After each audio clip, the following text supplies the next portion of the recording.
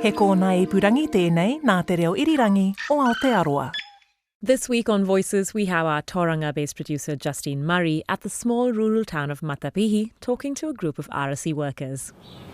No hea tēnā waka, no hā moa tēnā waka. No reira koutou hare mai hoki mai kia mātau a ngai tūkairangi.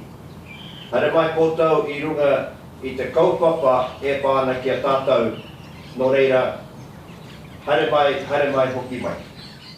Samoan RSE, or recognised seasonal employees, have returned to work at Ngāi Tūkairangi Orchards, a 55-hectare green and gold kiwifruit orchard in the rural community of Matapihi in Tauranga. 8 of the workers have been here before, 2 are new to the country. The local hapu, Ngāi Tūkairangi, lay out the welcome mat, and it's warmly received. Ka ua. Mako malanga mau mai mai au sangei mai Samoa. O sa hi mau mau hi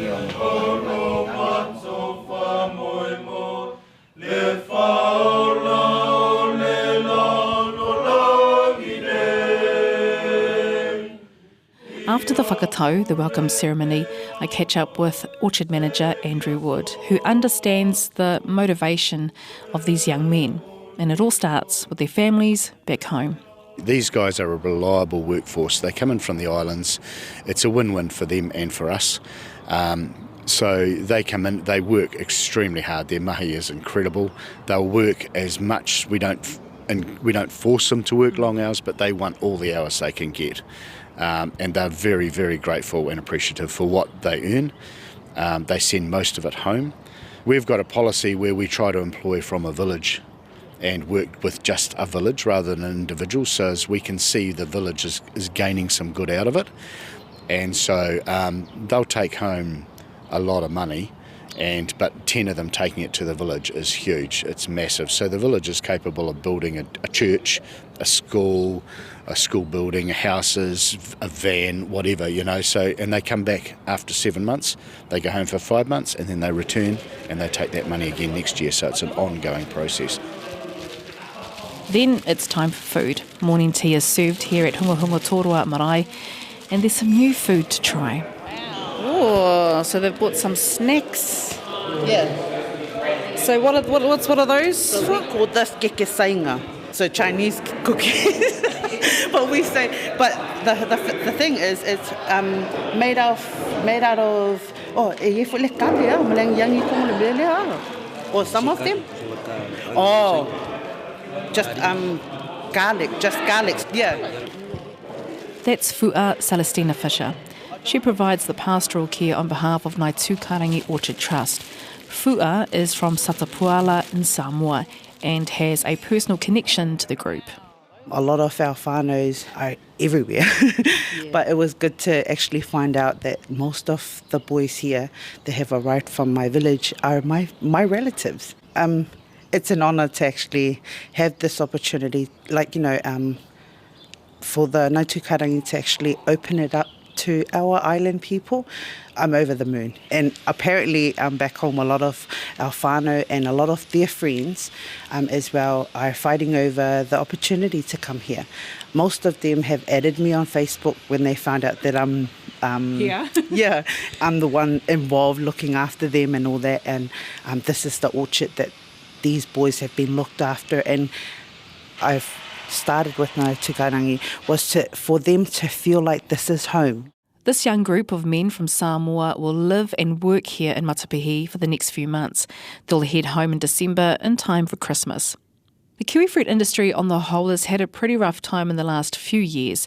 There was a late frost in 2022, a shortage of workers, fruit quality issues overseas, and this year Cyclone Gabrielle destroyed at least half of the Ngāi Tūkairangi-owned orchards in Hastings.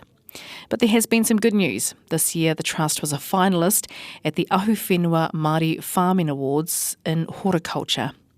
A few weeks later, when the weather is much warmer, I headed out to the orchard. I'm back with the orchard manager, Andrew Wood. This time we're in his SUV checking out the kiwi fruit vines. It's the middle of the day. Yes, at the moment they are out doing winter pruning on the vines, on the kiwi fruit vines. So it's a skill that they've learnt. The ones that were here last year got pretty efficient at it, and the 2 new boys are just learning as we speak. So we reset the canopy so as we can crop it again for the next season. And so what time do the boys usually get out here? They're normally here at 7:30 in the morning and they go home about 5. And here at Matapihi we've got 55 hectares, green and gold kiwi fruit, and another 5 hectares in Te Puke. Then we've got other orchards in the Northland, Gisborne and Heretaunga regions. How does Matapihi compare to the other regions, climate-wise or work-wise? Is this the biggest of them all? No, it's not the biggest. With our 60 hectares here in the Bay of Plenty and 60 in Heretaunga of kiwi fruit, so they're the same. But they're very big orchards, very high-producing orchards. And also, because we're so low to the water here in Matapihi, we're a very warm site, so it makes production difficult. So we are here in the orchard and I can see some of the men pruning. So what they're essentially doing is they're just replacing old fruiting wood with new wood. They're cutting out, like cutting here. Yep. And tying this down, pull this down. Yep. In a nutshell, that's what they're doing. So they're just replacing. So all this here on the ground, fruited last year. Yep. And they'll replace it with new wood for next year. Yeah. This is green, gold. Yeah. So very labour intensive. This is Shrak. He's our supervisor here. Hi, nice to meet you. So he's big brother to the Samoan boys. So you're described as the big brother of the boys. When they're missing home and they're, a little bit down, how do you kind of come together as a team? I'm trying to cope up. Yeah, because I'm always trying to tell these fellows that why you are here, you make some money, and send your money back home and make your life good over there. Just don't be sad. Imagine I'm also leaving my family back in India and stayed for like 5 years. I didn't meet back. Yeah, when the COVID happened and I was stuck for 3 years. I applied for visa and all that, and probably next year I'm going back to India to meet my family. So how long has it been? 5 years? 5 years without seeing my family. But my wife and my kid is with me. Yeah, my wife and kids are with me. So my parents, so they are missing badly. Apisai Tongia was here back in 2022, and again he's keen to make as much money as he can to send home. The reason why I came here to help my family, because my family is poor, but no one can take care of my family, only me, because my older brothers and sisters are living their own. So right now, only me and my parents. So I called my older sister, to take care of my parents. I came here for work, for more money, to help my family, to do whatever they want to do and they need. So I applied last year to help my family to take care of our farm, big farm. What's the hardest thing about being away from home, other than your family?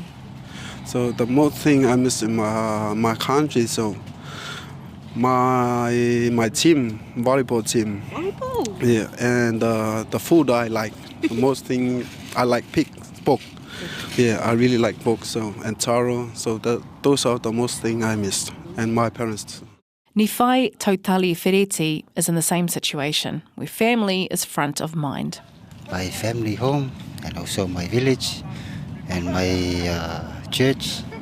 Everything is used by money to help my family, do a small business or anything like that.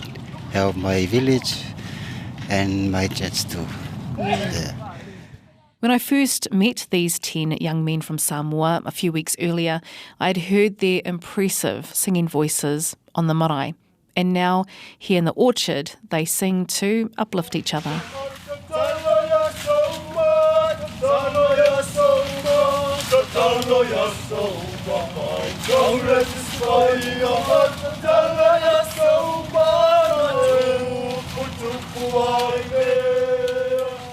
Te Rau Aroha is the name of the RSE accommodation units that opened a few years ago.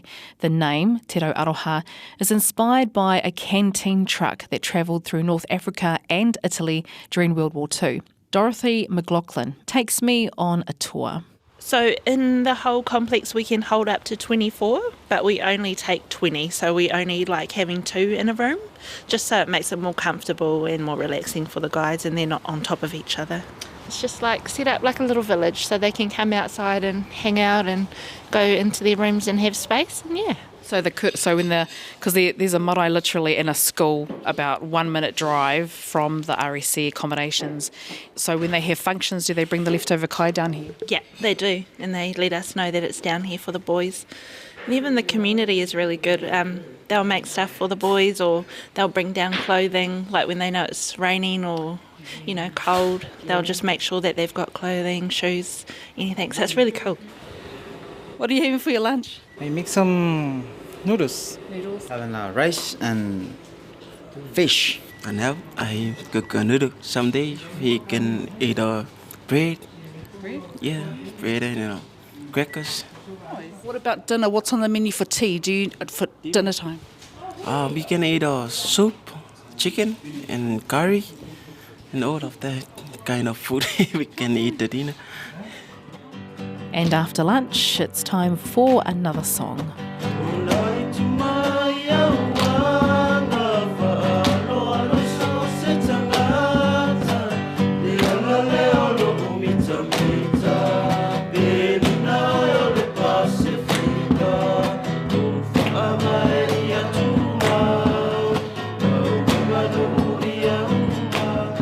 Ngā mihi nui, the RSE Samoan group who work at Ngāi Tūkarangi Orchards in Matapihi, Tauranga. And as a side note, when the boys head back home this Christmas, Andrew tells me that usually when they head home, they like to take lots and lots of chocolate back home to Samoa.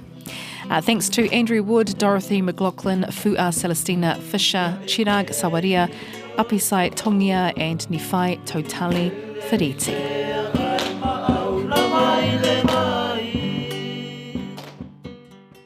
Justine Murray there for Voices this week. Don't forget you can listen to all Voices episodes on the RNZ website and on all your favourite podcast platforms as well. I'm Kadambri Raghukumar and I'll be back next week with another episode of Voices. Thanks for listening.